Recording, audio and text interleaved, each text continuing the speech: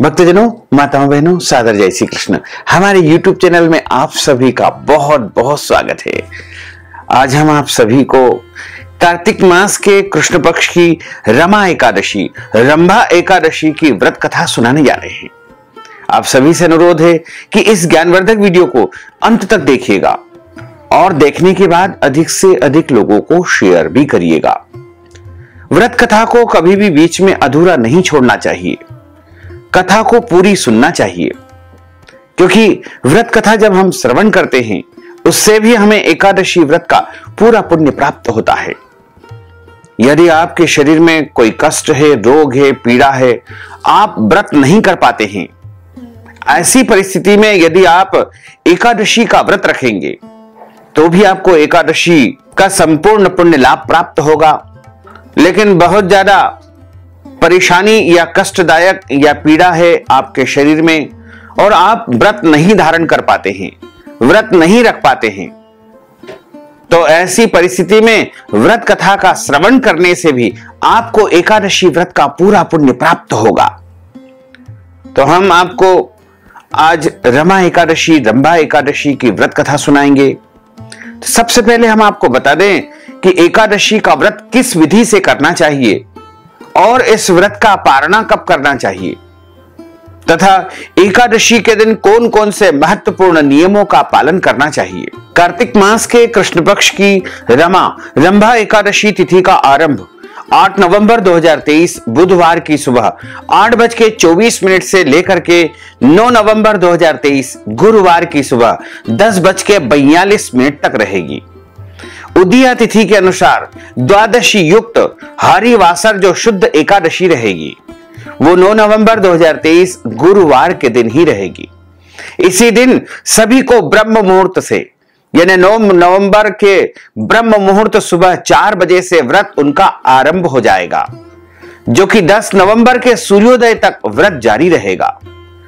एकादशी तिथि जिस दिन सूर्योदय में हो उसी दिन व्रत धारण करना चाहिए और एकादशी तिथि यदि समाप्त हो जाए तब भी व्रत का पारणा यानी व्रत खोलने की जो विधि है वो अगले दिन ही संपन्न करना चाहिए। इस बार रमा एकादशी, रंभा एकादशी व्रत का पारणा 10 नवंबर 2023 शुक्रवार धनतेरस प्रदोष की सुबह 6:24 से लेकर के 8:24 तक आपको करना है। यदि अगले दिन कोई और व्रत करना है, जैसे प्रदोष का व्रत है या शुक्रवार का व्रत है या कोई भी व्रत यदि आप धारण करना चाहते हैं, तो ऐसी परिस्थिति में अगले दिन आप फल या फलाहारी वस्तु खा करके जल से, तुलसी जी के पत्ते से एकादशी व्रत का पारणा कर सकते हैं। पारणा जिस दिन किया जाता है उस दिन भी पूरी शुद्धता और पवित्रता से सभी नियमों का पालन करते हुए व्रत का पारणा करना चाहिए। पारणा का अर्थ होता है व्रत खोलना। व्रत खोलने की विधि को ही पारणा या पारण कहा जाता है। विष्णु एकादशी गीता तुलसी विप्रोधे नवः असारे दुर्ग संसारे षटपदी मुक्तिदायिनी। भगवान श्री हरि विष्णु जी का पूजन करना, एकादशी का व्रत रखना, गीता जी का पाठ करना, तुलसी जी का पूजन एवं दर्शन करना, ब्राह्मण देवताओं की सेवा करना, उनको दान करना, उनको भोजन कराना, गौ माता की रक्षा एवं सेवा करना, ये 6 कार्य इस कठिन संसार सागर को पार करने हेतु मुक्तिदायक बताए गए हैं। पूरे साल में 24 एकादशी आती है, लेकिन जिस साल पुरुषोत्तम मास, अधिक मास, मल मास आता है उस साल 2 अधिक एकादशी हो जाती है, यानी उस साल कुल मिलाकर के 26 एकादशी होती है। और जब 26 एकादशी पूर्ण हो जाए उसके बाद ही भक्तों को एकादशी व्रत का उद्यापन करना चाहिए। उद्यापन हमेशा देवउठनी एकादशी के बाद ही आपको करना चाहिए और शुक्ल पक्ष की एकादशी के दिन ही एकादशी व्रत का उद्यापन करना चाहिए। वैसे तो प्रत्येक व्यक्ति को एकादशी व्रत का उद्यापन अपने जीवन में कम से कम एक बार अवश्य करना चाहिए। उद्यापन की जो विधि है उसमें बताया गया है कि ब्राह्मण देवता को अपने घर बुला करके विधिवत पूजन अर्चन करवा करके उनके माध्यम से ही एकादशी व्रत का उद्यापन करना चाहिए। यदि आप स्वयं एकादशी व्रत का उद्यापन नहीं कर पाते हैं तो आप हमारे माध्यम से भी एकादशी व्रत का उद्यापन करवा सकते हैं। प्रत्येक महीने में 2 बार एकादशी आती है, एक कृष्ण पक्ष में, दूसरी शुक्ल पक्ष में। दोनों ही एकादशियों का भिन्न भिन्न महत्व हमारे धर्म ग्रंथों तथा पुराणों में बताया हुआ है। एकादशी का व्रत भगवान श्री लक्ष्मी नारायण जी का परम प्रिय व्रत है। एकादशी का व्रत करने से मनुष्यों के कई जन्मों के पाप जड़ से नष्ट हो जाते हैं तथा उनके पुण्यों का उदय होता है। जब मनुष्य के जन्म जन्मांतर के पाप नष्ट हो जाते हैं, तभी उन्हें सांसारिक एवं भौतिक सुखों की प्राप्ति होती है। जो भक्तजन माताएं बहनें एकादशी का व्रत करते हैं, उनके जीवन में यदि कोई कष्ट है, संकट है, तो वो एकादशी का व्रत करने से समाप्त हो जाएंगे तथा उनके जीवन की सारी इच्छाएं, सभी मनोकामनाएं अवश्य ही पूर्ण होगी। क्योंकि जब हमारे जन्म जन्मांतर के पाप नष्ट हो जाते हैं, तभी हमारे पुण्यों का उदय होता है, और जब पुण्य का उदय होगा तभी हमें जीवन में सुख मिलेगा, शांति मिलेगी और परमात्मा का भरपूर आशीर्वाद प्राप्त होगा। नियम पूर्वक एकादशी का व्रत करना चाहिए और सभी एकादशियों का व्रत अवश्य रखना चाहिए। इस बार कार्तिक के महीने में जो रमा एकादशी है, उसका अपना एक अलग विशेष महत्व है। रमा का अर्थ होता है महालक्ष्मी। इस एकादशी को स्वयं लक्ष्मी का स्वरूप माना गया है, क्योंकि कार्तिक के महीने में ही माता महालक्ष्मी का दिन शुभ दीपावली आता है।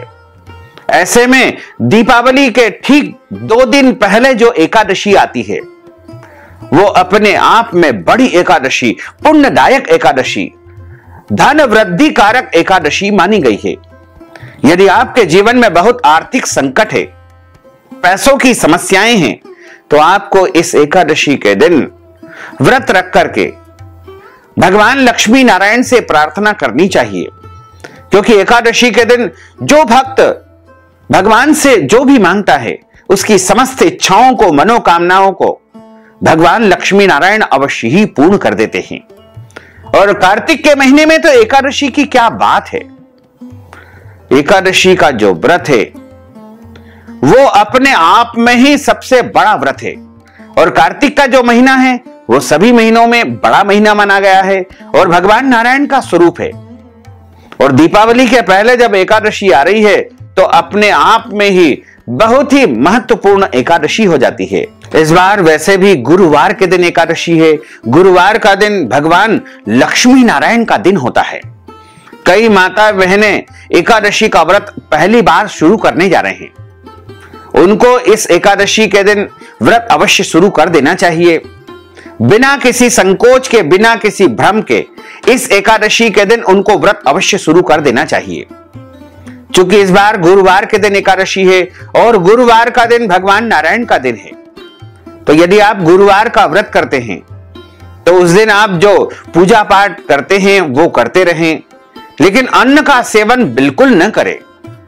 और भगवान नारायण के निमित्त पीली वस्तुओं का यदि आप उपयोग करेंगे, भगवान को अर्पण करेंगे, तो निश्चित तौर से भगवान लक्ष्मी नारायण की अपार कृपा और उनका भरपूर आशीर्वाद आपके जीवन में अवश्य ही प्राप्त होगा और आपके जीवन के सभी कष्ट, संकट, दुख, दर्द भगवान लक्ष्मी नारायण हरण कर लेंगे।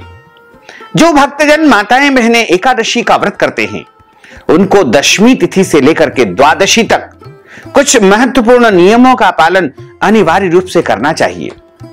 दशमी तिथि के दिन एक समय शुद्ध एवं सात्विक भोजन करें।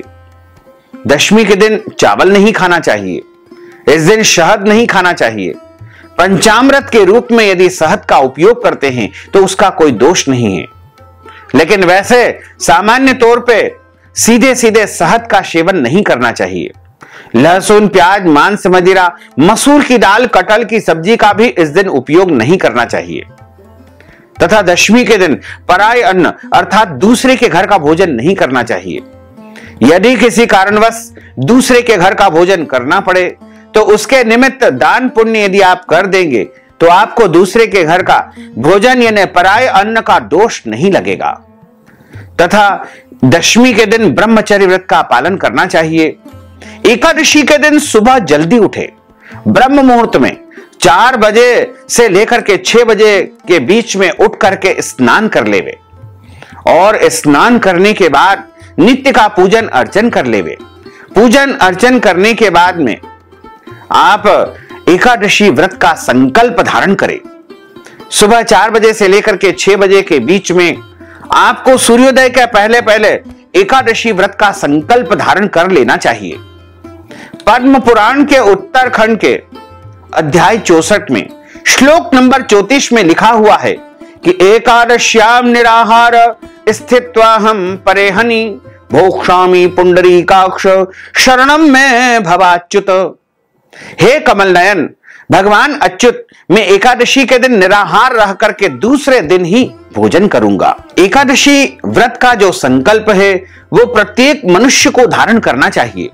यदि आप निष्काम भाव से व्रत करते हैं, यानी बिना किसी कामना के किए जाने वाले व्रत को निष्काम व्रत कहा जाता है। और यदि आप सकाम भाव से, यदि आपके मन में कोई इच्छा है, कामना है, उसको लेकर के आप व्रत कर रहे हैं, उसे सकाम व्रत कहा जाता है। दोनों ही परिस्थिति में एकादशी व्रत का संकल्प अवश्य धारण करना चाहिए। संकल्प से सिद्धि मानी जाती है। जब हम संकल्प धारण करते हैं तो अपने पूजा घर में, देवघर में या पूर्व दिशा की तरफ मुंह करके एक आसन के ऊपर आपको बैठना है। अपने सामने शुद्ध घी का दीपक प्रज्वलित कर ले तथा एक पूजन की थाली में आपको रोली, चंदन, अक्षत यानी चावल के स्थान पर जौ और तिल रख करके, तुलसी जी का पत्ता रख करके, कुछ पैसे, सुपारी और दक्षिणा रख करके एकादशी व्रत का संकल्प धारण करना चाहिए। एकादशी व्रत का जब हम संकल्प धारण करते हैं तो हमारी हाथ की मुद्रा को इस प्रकार हमें रखना चाहिए और हाथ के मध्य भाग में सबसे पहले जल रखे, तुलसी जी का पत्ता रखे और उसमें कुछ पैसे, सुपारी, पीला पुष्प, दक्षिणा रख करके आपको बोलना है ओम विष्णुवे नमः, ओम विष्णुवे नमः, ओम विष्णुवे नमः। ओम तिथिर्विष्णुस्थावारो नक्षत्रम विष्णुरेव च योगश्च करणम विष्णुः सर्वं विष्णुमयं जगत्। ओम विष्णुर्विष्णुर्विष्णुः श्रीमद्भगवतो महापुरुषस्य विष्णुराज्ञया प्रवर्तमानस्य अद्य श्री ब्रह्मणोन्हि द्वितीय परार्धे श्री श्वैतवारः कल्पे वैवस्वत्मन्वन्त्रे अष्टाविंशतितमे कलियुगे कलि प्रथम चरणे भूर्लोके भारतवर्षे भरतखंडे जम्बूद्वीपे आर्यावर्तांतर्गत ब्रह्मवर्तैक देशे अवंतिकायां विशाला क्षेत्रे मध्य प्रदेशे भोपाल मंडलांतर्गते भोपाल नामनी नगरे संवत 2080 मासानां मासे पुण्य पवित्र मासे कार्तिक मासे शुभैः कृष्ण पक्षैः अद्यायः एकादश्यायां पुण्यतिथयोः रमा एकादश्यायां पुण्यतिथयोः बृहस्पति वासरान्वितायां मा उत्तरा फाल्गुनी दिवस नक्षत्रैः कन्या राशि से श्री चंद्रैः मेष राशि से श्री देवराज गुरु, तुला राशि से श्री सूर्य, शेषेषु ग्रहेषु यथा यथम राशि स्थान इससे ससु एवं ग्रह गुण गण विशेषण विशिष्टायाम शुभ पुण्य तिथौ। आप सभी बोलिएगा मम आत्मनः। अब आप अपना नाम और गोत्र का यहां पर उच्चारण कर लीजिएगा। श्रुति स्मृति पुराणोक्त वेदोक्त फल प्राप्त्यर्थम संकल्पित कामना संसिद्ध्यर्थम लोके सभायां राजद्वारे व्यापारे कृषि कार्ये सेवा कार्ये यश विजय लाभादि प्राप्त्यर्थम मम इह जन्मनि जन्मांतरेवा सकल दुरितोपशमनार्थम आदिदेविक आदिभौतिक आध्यात्मिक त्रिविध तापोपशमनार्थम वात पित्त कफ जन दोष परिहारार्थम आदित्याद्यावाहित नवग्रह देवताः प्रसन्नार्थम कुल देवताः प्रसन्नार्थम पितृदेवताः प्रसन्नार्थम सर्व देवताः प्रसन्नार्थम भगवते श्री लक्ष्मी नारायण देवता प्रीत्यर्थंच अद्य दिवसे कार्तिक मासे कृष्ण पक्षे रमा एकादश्यायां व्रत कर्माहम करिष्ये। संकल्प प्रभु को समर्पण करने के बाद हाथ जोड़ करके भगवान से निवेदन करें, प्रभु से प्रार्थना करें कि हे दीन बंधु, हे करुणा निधान, हे दीनानाथ, आज हम आपकी कृपा और आशीर्वाद से कार्तिक मास के कृष्ण पक्ष की रमा एकादशी का व्रत धारण करने जा रहे हैं। आप हमें पूरी शक्ति एवं सामर्थ्य प्रदान करें कि सभी नियमों का पालन करते हुए पूरे विधि विधान से हम रमा एकादशी का व्रत धारण कर सके और आपकी भरपूर कृपा एवं आपके आशीर्वाद को प्राप्त कर सकें। इस प्रकार आपका रमा एकादशी का व्रत आरंभ हो जाएगा। एकादशी का संकल्प जब हम धारण कर लेते हैं, उसके बाद सूर्य भगवान को अर्घ्य प्रदान करें, माता पिता को प्रणाम करें, तुलसी जी का पूजन एवं दर्शन करें। चूंकि कार्तिक का महीना है, इसलिए यदि आप सूर्योदय के पहले स्नान कर लेते हैं तो आपको इस एकादशी के दिन दीप दान भी करना चाहिए। कार्तिक के महीने में जो मनुष्य दीप दान करता है उसके करोड़ों करोड़ों जन्म के पाप जड़ से नष्ट हो जाते हैं। एकादशी का पुण्यमयी अवसर है। ऐसे में यदि आप दीप दान कर देंगे तो आपको और भी अधिक एकादशी का पुण्य प्राप्त होगा। एकादशी के दिन दीप दान करने के लिए शुद्ध घी का दीपक आपको गोल बत्ती वाला तैयार करना है। यदि शुद्ध घी नहीं है तो तिल के तेल का दीपक आपको तैयार करना है। सबसे पहला दीपक अपने घर के पूजा स्थल में, देवघर में भगवान के सामने आपको लगा देना है। दूसरा दीपक आपको तुलसी जी के समीप लगा देना है। तीसरा दीपक मुख्य द्वार पर लगा देना है। चौथा दीपक पीपल के पास लगा देना है। पांचवा दीपक शिवालय में या देवालय में आपको लगा देना है।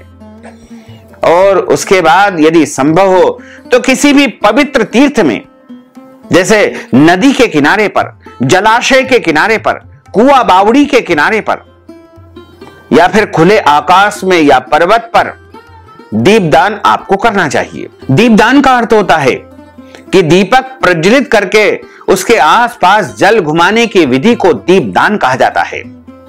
और कार्तिक मास के कृष्ण पक्ष की रमा एकादशी के दिन यदि आप दीपदान करेंगे, एक दीपक लगा देंगे या 5 दीपक लगा देंगे, या जितना भी सामर्थ्य हो आप दीपक जरूर लगा देना।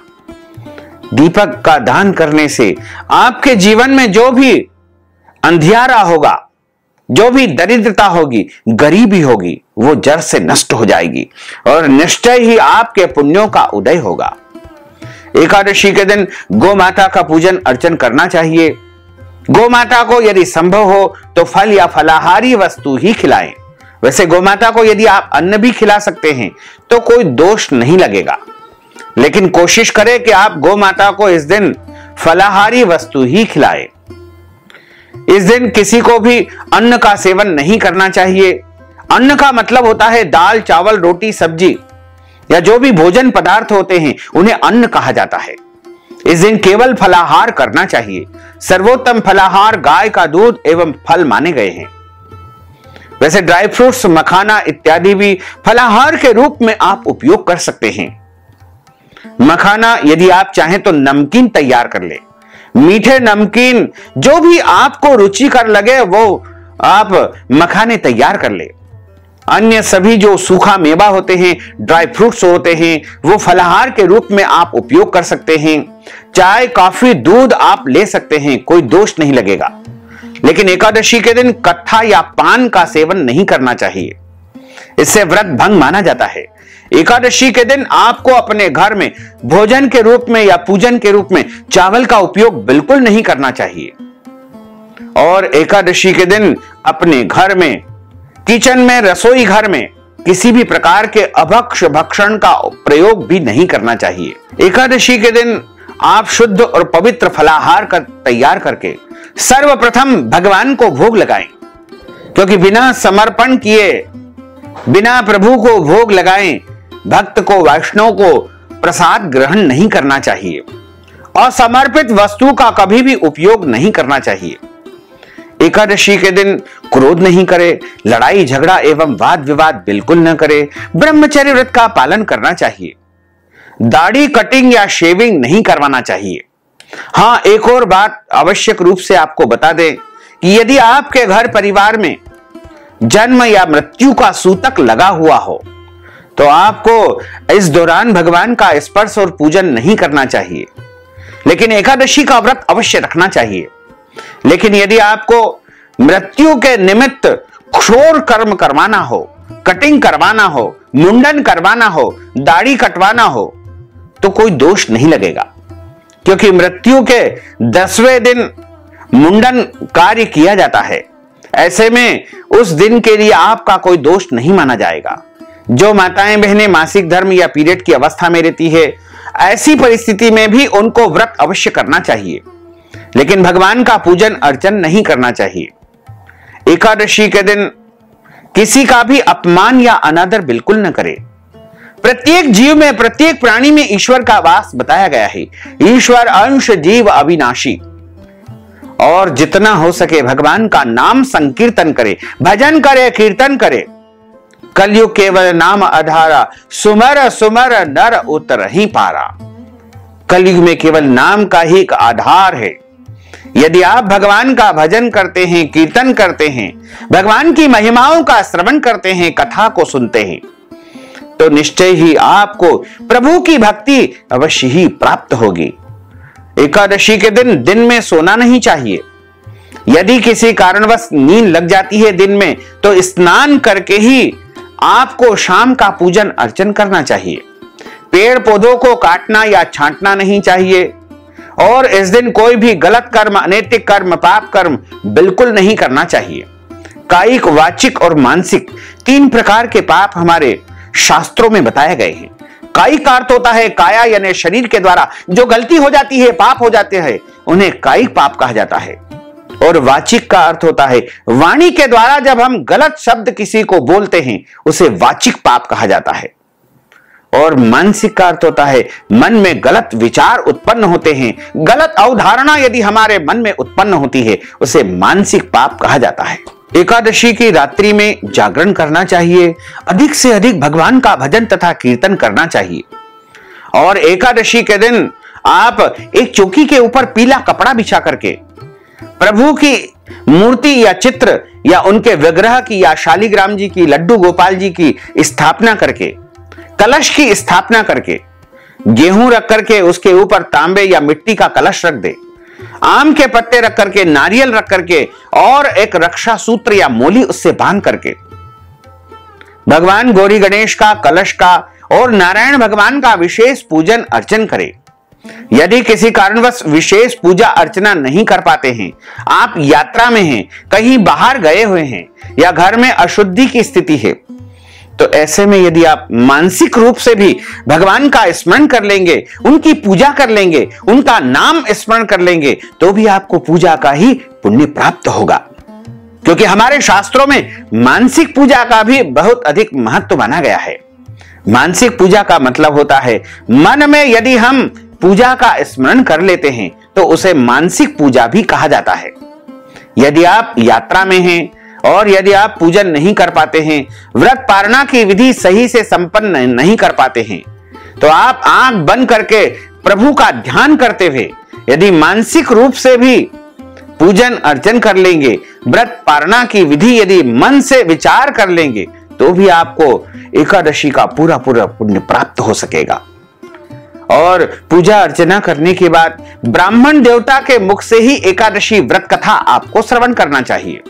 कथा सुनने के बाद ब्राह्मण देवता को फलाहार के निमित्त धनराशि प्रदान करना चाहिए तथा उनको दक्षिणा भी देना चाहिए। और द्वादशी के दिन जब हम व्रत का पारणा करते हैं, उस समय ब्राह्मण देवता को भोजन अवश्य कराना चाहिए। यदि भोजन नहीं कर पाते हैं तो आप आटा, दाल, चावल, सीधा सामग्री उनको दान कर देवे, यानी भोजन बनाने की सूखी सामग्री उनको दान कर देवे।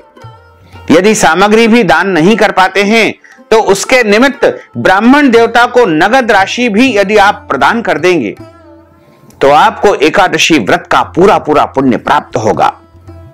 और शुभ मुहूर्त में अगले दिन ही एकादशी व्रत का पारणा करना चाहिए। इस बार रमा एकादशी व्रत 9 नवंबर 2023 गुरुवार को है और व्रत खोलने का समय यानी एकादशी पारणा का शुभ मुहूर्त, पारण करने का जो समय रहेगा वो 10 नवंबर 2023 शुक्रवार की सुबह 6:24 से लेकर के 8:24 तक आपको एकादशी व्रत का पारणा कर लेना चाहिए। अब हम आप सभी को रमा एकादशी की दिव्य और ज्ञानमयी कथा सुनाने जा रहे हैं। बोलिए श्री लक्ष्मी नारायण भगवान की जय, श्री वृंदावन बिहारी लाल की जय। गुरुर् ब्रह्मा गुरुर्विष्णु गुरुर्देवो महेश्वरा, गुरु साक्षात् परब्रह्म तस्मै श्री गुरुवे नमः। श्री अखंड मंडलाकारं व्याप्तं येन चराचरं तत्पदं दर्शितं येन तस्मै श्री गुरुवे नमः। अज्ञानान्तिमिरान्धस्य ज्ञानाञ्जन शलाकया चक्षुरुन्मीलितं येन तस्मै श्री गुरुवे नमः। कृष्णाय वासुदेवाय हरये परमात्मने प्रणतः क्लेशनाशाय गोविन्दाय नमो नमः। वसुदेव सुतं देवं कंसचाणूरमर्दनं देवकी परमानन्दं कृष्णं वन्दे जगद्गुरुं।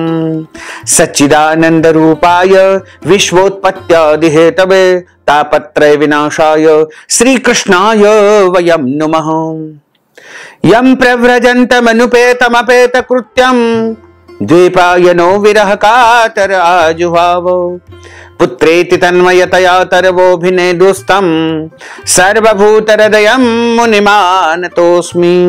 कस्तूरीतिलकं ललाटपटले वक्षस्थले कौस्तुभं नासाग्रे वरमौक्तिकङ्करतले वेणुः करे कङ्कणं। सर्वाङ्गे हरिचन्दनं सुललितं कंठे च मुक्तावलिं। गोपस्त्री परिवेष्टितो विजयते गोपालचूडामणिं गोपालचूडामणिं। फुल्लेन्दीवरकान्तिमिन्दुवदनं वर्हावतं सप्रियं श्रीवत्साङ्कमुदार कौस्तुभधरं पीताम्बरं सुन्दरं। गोपीनां नयनोत्पलार्चिततनुं गोगोपसङ्घावृतं गोविन्दं कलवेणुवादनपरं दिव्याङ्गभूषणं भजे। करारविन्देन पदारविन्दं मुखारविन्देन विनिवेशयन्तीं। वटस्य पत्रस्य पुटेशियानं बालं मुकुन्दं मनसा स्मरामि बालं मुकुन्दं मनसा स्मरामि। बरह पीडं नटवरवपुः कर्णयोः कर्णिकारं बिभ्रद्वास कनककपीशं वैजयन्तीं च मालां। रन्ध्रान् वेणोर्धरसुधया पूरयन् गोपवृन्दैः वृन्दारण्यं स्वपदरमणं प्राविशत गीतकीर्तिः। चिन्तासन्तानहन्तारो यत्पादाम्बुजरेणवः स्वीयानान्तान् निजाचार्यान् प्रणमामि मुहुर्मुहुः। यदनुग्रहतो जन्तु सर्वदुःखातिगो भवेत् तमहं सर्वदा वन्दे श्रीमद्वल्लभ नन्दनम्। अज्ञानान्तिमिरान्धस्य ज्ञानाञ्जन शलाकया चक्षुरुन्मीलितं येन तस्मै श्री गुरुवे नमः तस्मै श्री गुरुवे नमः।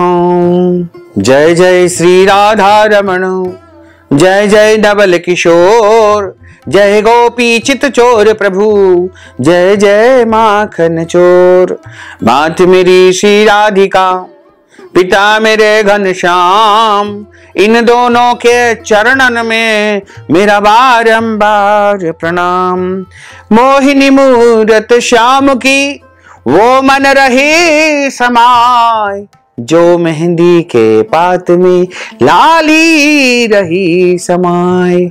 धन यौवन एक दिन उड़ जाएंगे जैसे उड़े कपूर, मन मूरख तू राम भज क्यों चाटे जगधूर। राधे तू बड़ भागिनी कौन तपस्या की, तीन लोक तारण प्रभु सो तेरे अधीन। राम कृष्ण दो एक है अंतर नहीं निमेश, इनके नयन गंभीर है, उनके चपल विशेष।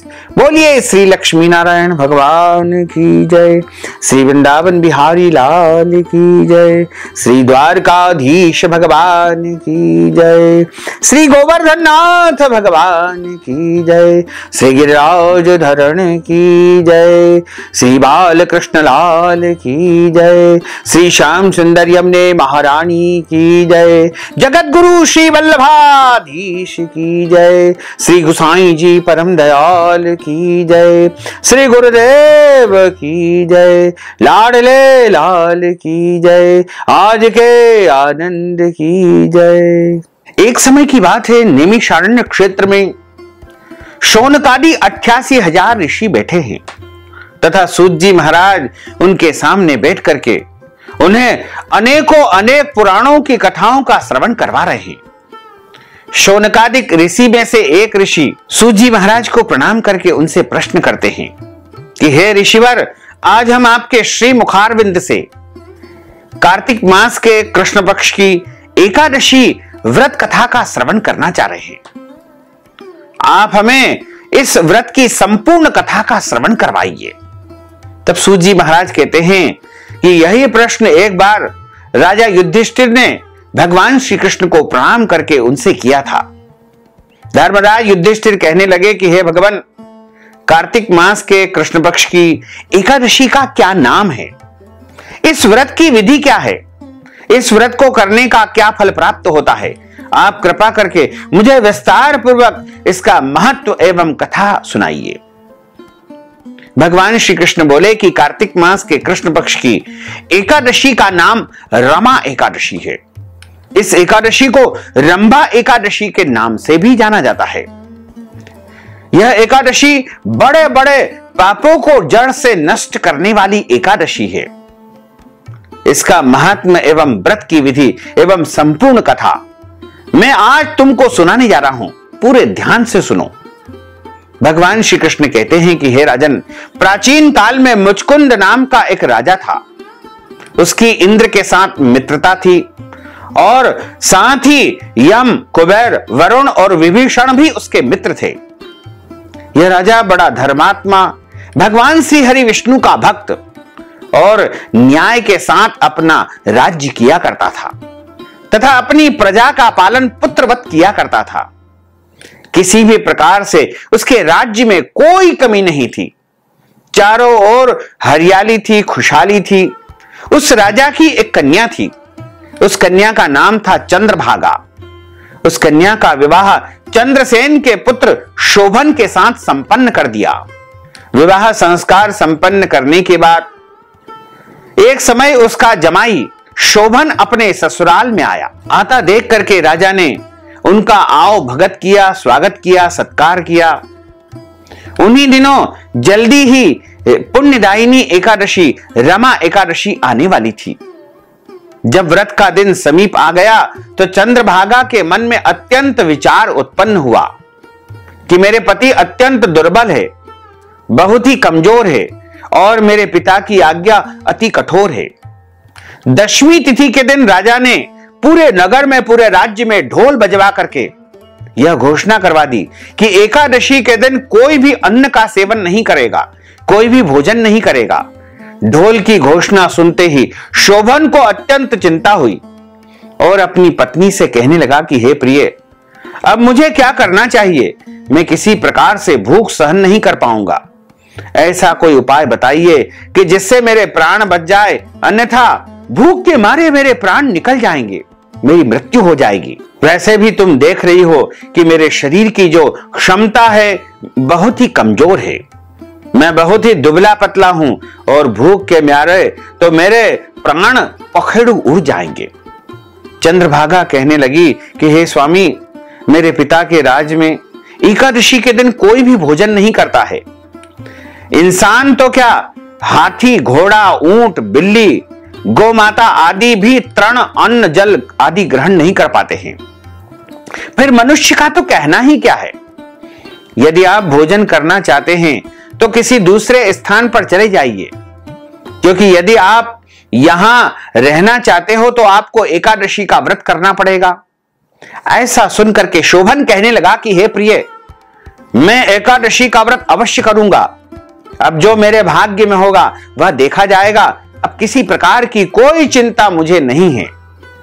मेरे मन ने यह निश्चय कर लिया है कि जब पूरे नगरवासी, पूरे राज्य के नागरिक एकादशी का व्रत कर रहे हैं तो मैं इस तरह यहां से भागूंगा या चला जाऊंगा वो भी अच्छा नहीं लगेगा। इसलिए मैं एकादशी का व्रत अवश्य ही करूंगा। चूंकि रमा एकादशी मनुष्य के करोड़ों जन्मों के पाप नष्ट करने वाली एकादशी है और इस एकादशी के विषय में संपूर्ण महात्म एवं विधि भगवान नारायण ने, भगवान श्री कृष्ण ने राजा युधिष्ठिर को विधि पूर्वक बताई है। और शोभन ने विचार किया कि जब सभी लोग व्रत रख रहे हैं तो मैं भी व्रत रखूंगा। इस प्रकार से विचार करके शोभन ने रमा एकादशी का व्रत रख लिया और वह भूख व प्यास से अत्यंत पीड़ित होने लगा।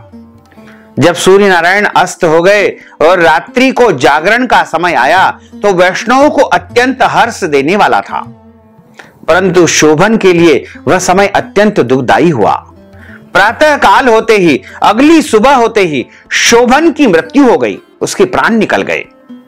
तब राजा ने सुगंधित काष्ठ से उसका दाह संस्कार, अंतिम संस्कार विधि पूर्वक करवाया, परंतु चंद्रभागा ने अपने पिता की आज्ञा से अपने शरीर को दग्ध नहीं किया और शोभन की अंत्येष्टि क्रिया के बाद अपने पिता के घर में ही वह निवास करने लगी।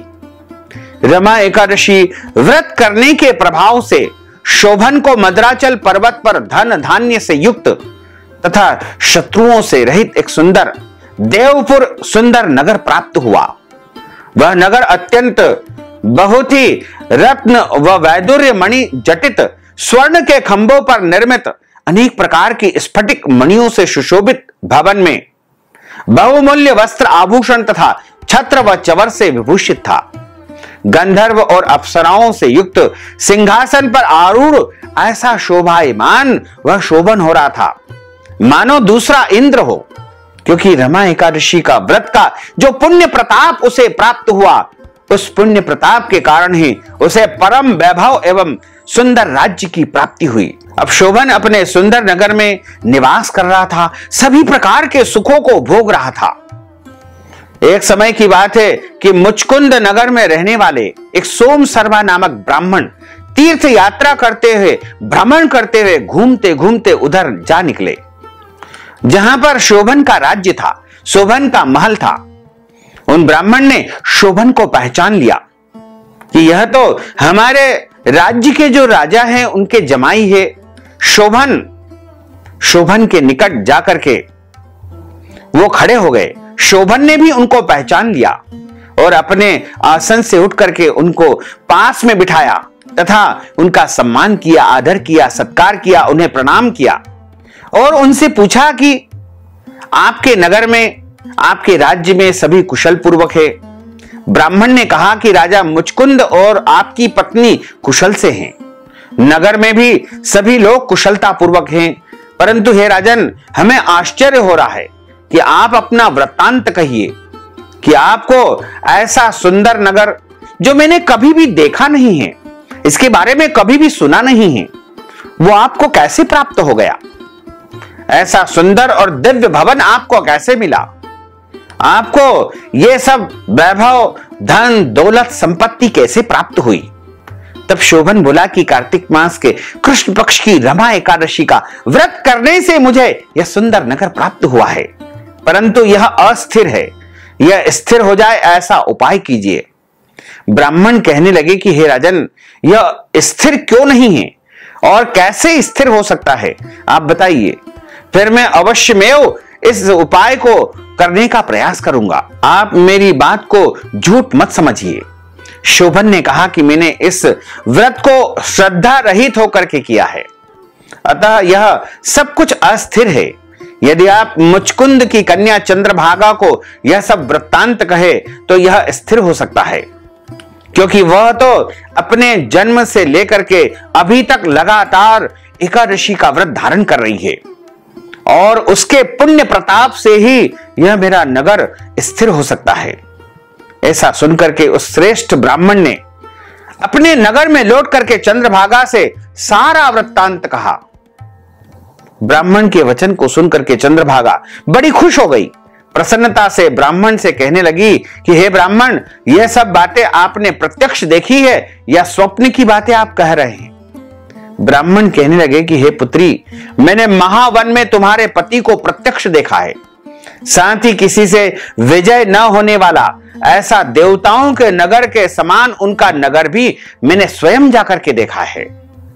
उन्होंने यह भी कहा है कि यह नगर स्थिर नहीं है, जिस प्रकार वह स्थिर रह सके सो उपाय करना चाहिए। चंद्रभागा कहने लगी कि हे विप्र, आप मुझे बताइए कि वह नगर कैसे स्थिर होगा।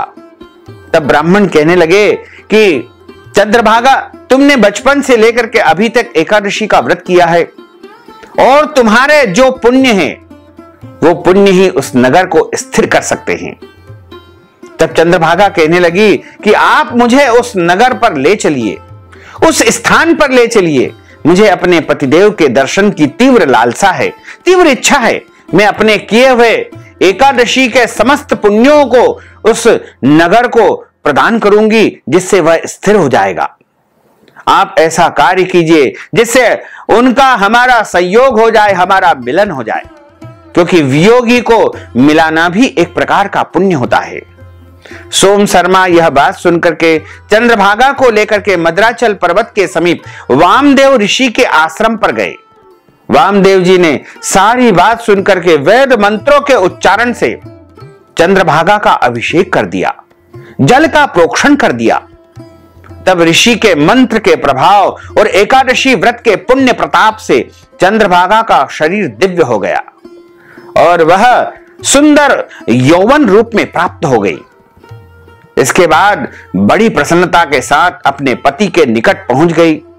अपनी प्रियतमा पत्नी को आते देख करके शोभन अत्यंत प्रसन्न हुआ और उसे बुला करके अपने बाईं तरफ वामांगी के रूप में उसे बिठा लिया। चंद्रभागा कहने लगी कि हे प्राणनाथ, आप मेरे पुण्य को ग्रहण कीजिए। मैंने जो अभी तक एकादशी का व्रत किया है उन सभी पुण्यों को मैं आपको प्रदान करती हूं। अपने पिता के घर जब मैं 8 साल की आयु में थी, तब से विधि पूर्वक एकादशी के व्रत को श्रद्धा पूर्वक करती आ रही हूं। इस पुण्य के प्रताप से आपका यह नगर स्थिर हो जाएगा तथा समस्त कर्मों से युक्त होकर के प्रलय के अंत तक रहेगा। इस प्रकार चंद्रभागा ने दिव्य आभूषणों और वस्त्रों से सुसज्जित होकर के अपने पति के साथ में वहीं पर निवास किया और दोनों पति पत्नी वहां पर आनंद पूर्वक निवास करने लगे और एकादशी का व्रत धारण करने लगे। और एकादशी व्रत के पुण्य प्रताप से उन्होंने इस संसार में सभी प्रकार को सुखों को भोगते हुए अंत समय में धर्म, अर्थ, काम और मोक्ष पद को, भगवान के परम धाम को प्राप्त किया। भगवान श्री कृष्ण कहते हैं कि हे राजन, आपको मैंने रमा एकादशी की व्रत कथा और इसका महात्म्य सुनाया है। जो मनुष्य इस व्रत को करते हैं उनके ब्रह्म हत्यादि समस्त पाप नष्ट हो जाते हैं। कृष्ण पक्ष और शुक्ल पक्ष दोनों ही एकादशियों का फल समान बताया गया है। इनमें किसी भी प्रकार से भेदभाव नहीं करना चाहिए। कई लोग कहते हैं कि कृष्ण पक्ष की एकादशी नहीं करना है, तो हम आपको बता दें कि दोनों ही एकादशी एक समान पुण्यों को देने वाली है। इसलिए भक्त जनों को सभी एकादशियों का व्रत करना चाहिए। और जो मनुष्य इस महात्म को पढ़ता है अथवा सुनता है, वह समस्त पापों से छूट करके विष्णु लोक को, परम पद को अवश्य ही प्राप्त हो जाता है। इसमें कोई संदेह नहीं है, कोई संशय नहीं है। बोलिए श्री लक्ष्मी नारायण भगवान की जय। अच्युतम केशवम राम नारायणम कृष्ण दामोदरम वासुदेवम हरे श्रीधरम माधवम गोपिका वल्लभम श्री जानकी नायकम श्री रामचंद्रम भजे। जानकी मनोहरम सर्वलोक नायकम श्री शंकरादि सेवितम पुण्य नाम कीर्तनम श्री राम राम राम राम राम नाम तायकम। रामा कृष्णा वासुदेवा भक्ति मुक्तिदायकम रामकृष्ण वासुदेवा भक्ति मुक्तिदायकम रामकृष्ण वासुदेवा भक्ति मुक्तिदायकम। हरे राम राम राम हरे हरे, हरे कृष्ण कृष्ण कृष्ण हरे हरे, श्री कृष्ण गोविंद हरे मुरारे, हे नाथ नारायण वासुदेवा, हे नाथ नारायण वासुदेवा, हे नाथ नारायण वासुदेवा, हे नाथ नारायण वासुदेवा। बोलिए श्री लक्ष्मी नारायण भगवान की जय, श्री वृंदावन बिहारी लाल की जय, श्री द्वारकाधीश भगवान की जय, श्री गिरिराज धरण की जय, श्री बालकृष्ण लाल की जय, श्री श्याम सुंदर यमुने महारानी की जय, जगत गुरु श्री वल्लभाधीश की जय, श्री गोसाई जी परम दयाल की जय, श्री गुरुदेव की जय, लाडले लाल की जय, आज के आनंद की जय। अब हम सभी मिलकर के प्रभु की आरती का गायन करेंगे। ओम जय जगदीश हरे, स्वामी जय जगदीश हरे, भक्त जनों के संकट दास जनों के संकट क्षण में दूर करे। ओम जय जगदीश हरे, जो ध्यावे फल पावे, दुख बिन से मन का, स्वामी दुख बिन से मन का, सुख संपत्ति घर आवे, सुख संपत्ति घर आवे, कष्ट मिटे तन का। ओम जय जगदीश हरे, मात पिता तुम मेरे, शरण गहूं में किसकी, स्वामी शरण गहूं में किसकी, तुम बिना और न दूजा, प्रभु बिना और न दूजा, आस करूं मैं किसकी। ओम जय जगदीश हरे, तुम पूर्ण परमात्मा, तुम अंतरयामी, स्वामी तुम अंतरयामी, पार ब्रह्म परमेश्वर, पार ब्रह्म परमेश्वर, तुम सबके स्वामी। ओम जय जगदीश हरे, तुम करुणा के सागर, तुम पालन करता, स्वामी तुम पालन करता, मैं सेवक तुम स्वामी, मैं सेवक तुम स्वामी, कृपा करो भरता। ओम जय जगदीश हरे, तुम हो एक अगोचर, सबके प्राणपति, स्वामी सबके प्राणपति, किस विध मिला हूँ दयामय, किस विध मिला हूँ दयामय, तुमको मैं सुमति। ओम जय जगदीश हरे, दीन बंधु दुख हरता, तुम ठाकुर मेरे, स्वामी तुम रक्षक मेरे, अपने हाथ उठाओ, अपने हस्त बढ़ाओ, द्वार पड़ा तेरे। ओम जय जगदीश हरे, विषय विकार मिटाओ, पाप हरो देवा, स्वामी पाप हरो देवा, श्रद्धा भक्ति बढ़ाओ, श्रद्धा प्रेम बढ़ाओ, संतन की सेवा। ओम जय जगदीश हरे, तन मन धन सब कुछ है तेरा, स्वामी सब कुछ है तेरा, तेरा तुझको अर्पण, तेरा तुझको अर्पण, क्या लागे मेरा। ओम जय जगदीश हरे, पूर्ण ब्रह्म की आरती जो कोई नर गावे, स्वामी जो कोई नर गावे, कहत शिवानंद स्वामी, जपत हर हर स्वामी, मन वांछित फल पावे।